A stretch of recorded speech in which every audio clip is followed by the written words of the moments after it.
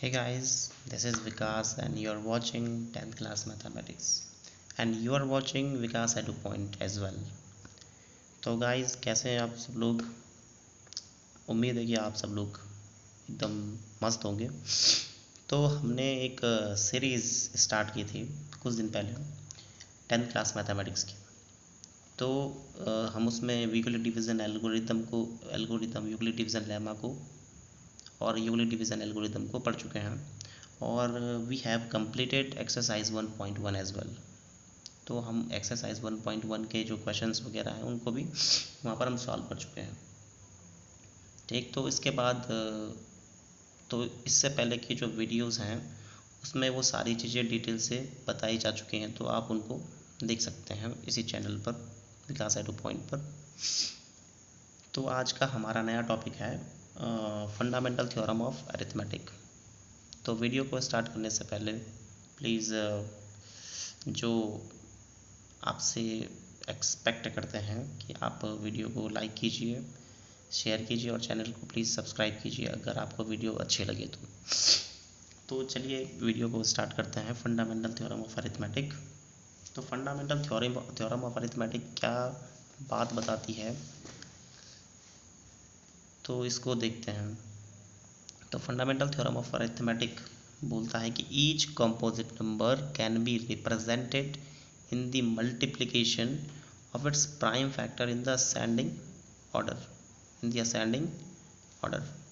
तो fundamental theorem of arithmetic क्या बोलता है कि कोई भी कंपोजिट नंबर है तो उसको हम लिख सकते हैं इन the multiplication of its prime factor. इसके जो प्राइम फैक्टर्स हैं उनके मल्टीप्लिकेशन में लिख सकते हैं। तो मुझे आशा है, मुझे उम्मीद है कि आपको कंपोजिट और प्राइम नंबर में कोई दिक्कत नहीं होगी। तो एक बार हल्का सा मैं बता देता हूँ, एक छोटा सा रिकॉल करवा देता हूँ आपको कि कंपोजिट और प्राइम नंबर होते क्या हैं। छोटा सा टॉपिक है, ये 7th 8th के बच्चों को भी पता होता है।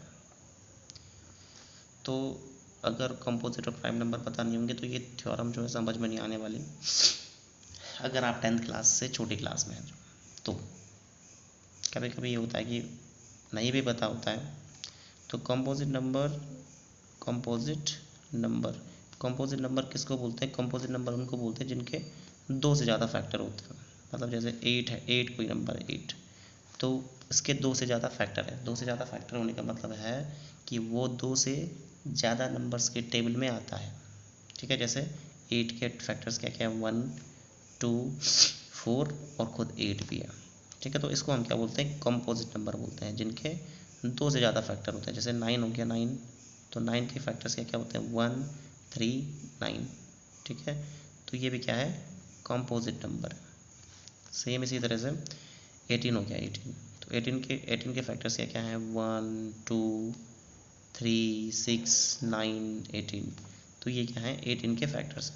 ठीक है, तो ये कंपोजिट नंबर हो गया। ठीक इसी तरह से प्राइम नंबर किसको बोलते हैं? जिनके सिर्फ 2 फैक्टर्स होते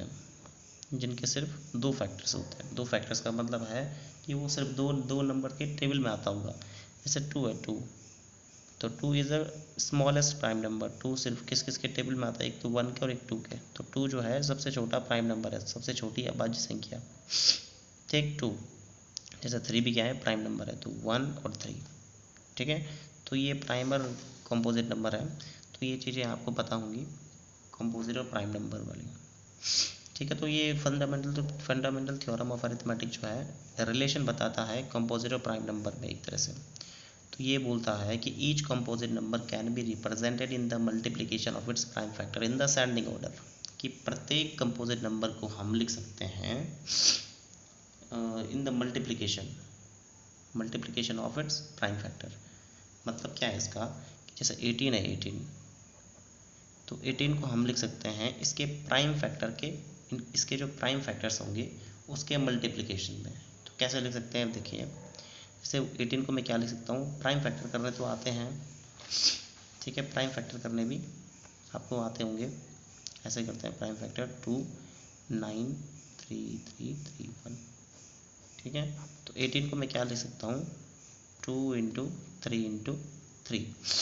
ठीक है, तो 18 को हम ऐसे लिख सकते हैं, और ये सारे क्या होने चाहिए, प्राइम नंबर होने चाहिए। ठीक है, जैसे 18 है, तो अगर मुझे according to the fundamental theorem work करना है तो मुझे 18 को क्या लिखना पड़ेगा, 2 × 3 × 3 लिखना पड़ेगा। अगर बाय द वे हम क्या करें, 2 × 9 लिखें, क्योंकि आएगा तो 18 ही आएगा, तो according to the fundamental theorem ये जो है गलत हो जाएगा, क्योंकि फंडामेंटल थ्योरम ऑफ अरिथमेटिक बोलती है कि प्रत्येक कंपोजिट नंबर को हम उसके प्राइम फैक्टर्स के मल्टीप्लिकेशन की फॉर्म में लिख सकते हैं। लेकिन यहाँ पर देखें तो 2 × 9 आएगा तो 13, आना तो 13 ही है, लेकिन 9 is not a prime number, 9 is a composite number. ठीक है, तो प्रत्येक कंपोजिट नंबर को हम इसके प्राइम फैक्टर्स के मल्टीप्लिकेशन की फॉर्म में लिख सकते हैं। ठीक है, तो एकदम करेक्ट स्टेटमेंट है। एक तो एग्जांपल और लेते हैं, जैसे अगर हमारे पास 100 है, 100, ठीक है, तो 100 इज़ अ कंपोजिट नंबर। 100 क्या है, कंपोजिट नंबर है, इसमें आपको कोई शक नहीं होगा कि 100 कंपोजिट नंबर है कि नहीं है। 100 इज़ अ कंपोजिट नंबर, तो 100 को अगर हम लिखें तो 100 को के प्राइम फैक्टर किए जाएँ तो ये आएंगे कुछ इस तरह से 25, 5, 5, 5, 1, इस तरह से आएंगे। तो 100 को हम क्या लिख सकते हैं, 2 × 2 × 5 × 5। ठीक है, ऐसे लिख सकते हैं। तो 2 × 2 = 4, 5 × 20 और 25 × 100। तो ये सारे क्या आ जाएंगे, 100 के प्राइम फैक्टर्स आ जाएंगे। और इसको हम ऐसे भी लिख सकते हैं, 2 की पावर 2 × 5 की पावर 2, इसको ऐसे भी लिखा जा सकता है। ठीक, लेकिन अगर हम 100 को जो है इस तरह से लिखते हैं 4 × 25, तो ये गलत हो जाएगा according to the fundamental theorem of arithmetic, क्योंकि फंडामेंटल थ्योरम ऑफ अरिथमेटिक बोलती है कि कंपोजिट नंबर को in the multiplication of prime factor लिखो, लेकिन ये दोनों प्राइम नंबर नहीं है, 4 भी प्राइम नंबर नहीं है और 25 भी प्राइम नंबर नहीं है। ठीक, तो ये है फंडामेंटल थ्योरम ऑफ अरिथमेटिक। तो फंडामेंटल थ्योरम ऑफ अरिथमेटिक क्या बोलती है कि प्रत्येक कंपोजिट नंबर को हम रिप्रेजेंट कर सकते हैं इन the multiplication of its prime factor in the ascending order. तो एक दो चीज़ें और भी हैं अभी फंडामेंटल थ्योरम के बारे में, तो इस तरह से है कुछ। ठीक, सॉरी आजकल थोड़ा जुकाम लगा है, तो बीच बीच में आवाज़ें आ रही होंगी, तो आप उनको अवॉइड कीजिए। आजकल मौसम थोड़ा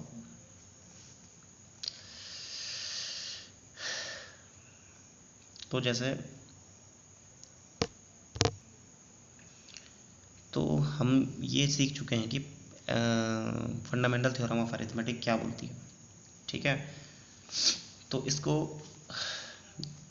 हम इस तरह से भी लिख सकते हैं, अगर हमारे पास x क्या है, कोई प्राइम x हमारे पास कोई कंपोजिट नंबर है, तो इसको हम क्या लिख सकते हैं, p1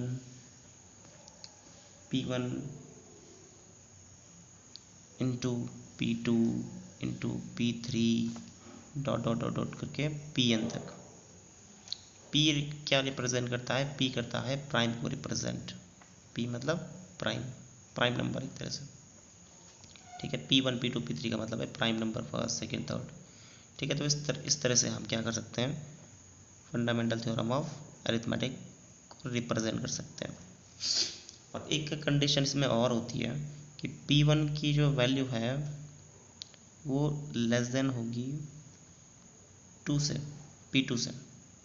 ठीक है, इक्वल भी हो सकती है, और p3 की इसी तरह से p3 की वैल्यू से और डॉट डॉट करके pn की वैल्यू जो है लास्ट में सबसे बड़ी होगी। मतलब हम क्या करेंगे, जब हम किसी भी कंपोजिट नंबर को in the multiplication of prime factor लिखेंगे, तो हम प्राइम फैक्टर्स को इस तरह से अरेंज करेंगे, हम प्राइम फैक्टर्स को असेंडिंग ऑर्डर में अरेंज करेंगे। अब देखिए कैसे, मतलब अब जैसा कि हमारे पास क्या है, 210 है, क्या है 210, तो इसके अगर हम प्राइम फैक्टर करते हैं तो 210 के प्राइम फैक्टर करेंगे तो क्या क्या आएगा, सबसे पहले 2 से आएगा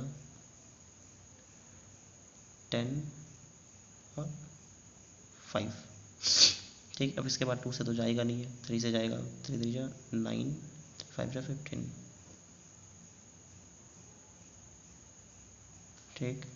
फिर किससे आएगा ये, फिर 5 से 7 और 7 1, ठीक है। तो 2 10 को हम कैसे लिख सकते हैं, 2 इंटू 3 इंटू 5 इंटू 7, ठीक है। 2 3 जा 6, 6 5 जा 30, 37 जा 210, ठीक है। तो इसको जो है ऐसे भी लिख सकते हैं, ठीक है। इसको जो है ऐसे भी लिखा जा सकता था, ठीक, या ऐसे भी लिखा जा सकता था, मतलब किसी भी ऑर्डर में लिखा जा सकता था।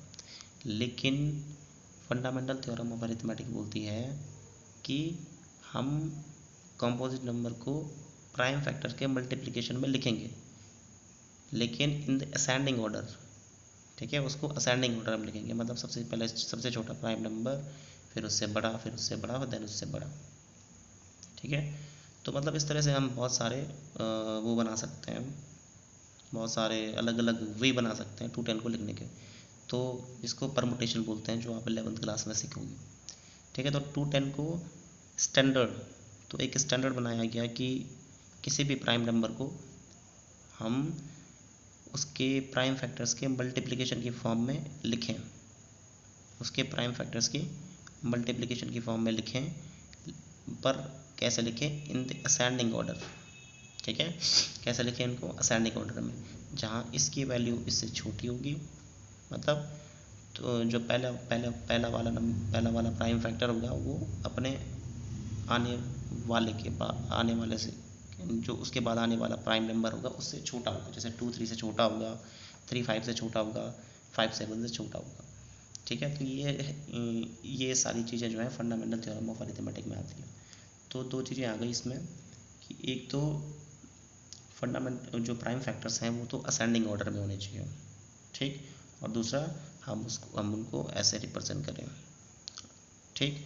और साथ में जो वो प्राइम नंबर्स हैं वो अपने से पहले वाले प्राइम नंबर से बड़े हों,